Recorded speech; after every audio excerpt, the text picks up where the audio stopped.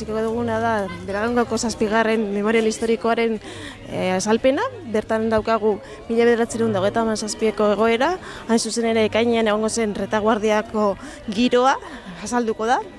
Eta azalpena egingo da display desberdinekin hasiko gaitun batez bere lehen garrantzi handia zaukan Elizarekin. Hor edukiko dugu abade bat eta kanpainako altare txikitxo bat.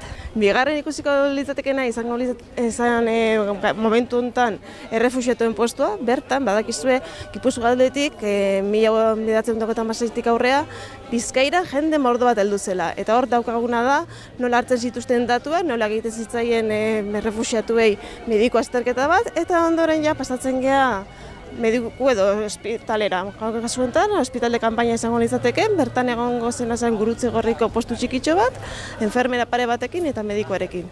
Garai hartan eusko gaixozainak zeuden, hain zuzen ere egiten zuten Basurtoko ospitalean 2 hilabeteko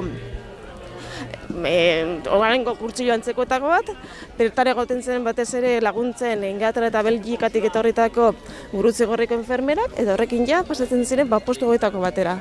Erretaguardian dagoenez, ziurazki hemen egongo litzatezkeen gaixoak izango ziren ja amputazioa zeuzkenak edo baita ere burutila jota zeudera, badakizu estres de guerra ez dela barrie, baizik eta garai hartan sorturikoa. Bertan ikusi dezakezue garai hartan erabiltzen zen material desberdina. Eta ondoren pasatzen gea ja postu mandora ertzaintzarekin. Ertzaintza zen garai hartako polizia militarren papera betetzen zuen. Eta bera hau da garai hartan sorturiko gorputz militaretako bat. Eta atletizalentzako, bai galen zegoela bere komandantzia.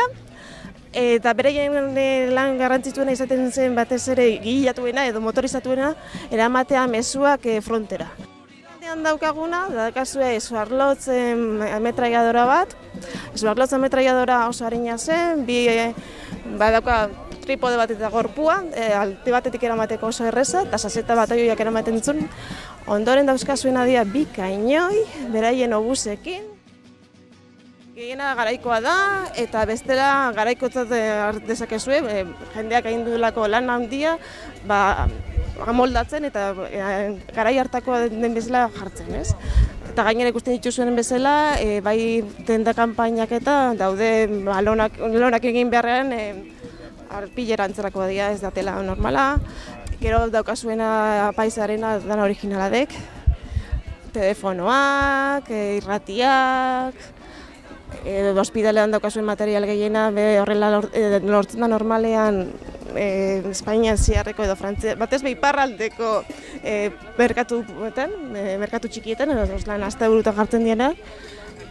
Eta gero mandu postuan dagoena originala da. Hemen talde desberdina daude, alde batetik daukazue Frentes de Euskadi, beraie jarri dute infrastruktura gehiena, gero daukazue bai lubakikoak, intxorta taldea, eta gero kainoiak eta horiek dira Angiozar dago Bergarako auzo baten, eta bertan dago 10, izaten dena, berak egiten ditu bai ametralladora, kainoi eta reproduzio guztiak. Ez dira originalak, baina izugarrizko antza daude eta oso ondo eginda daude.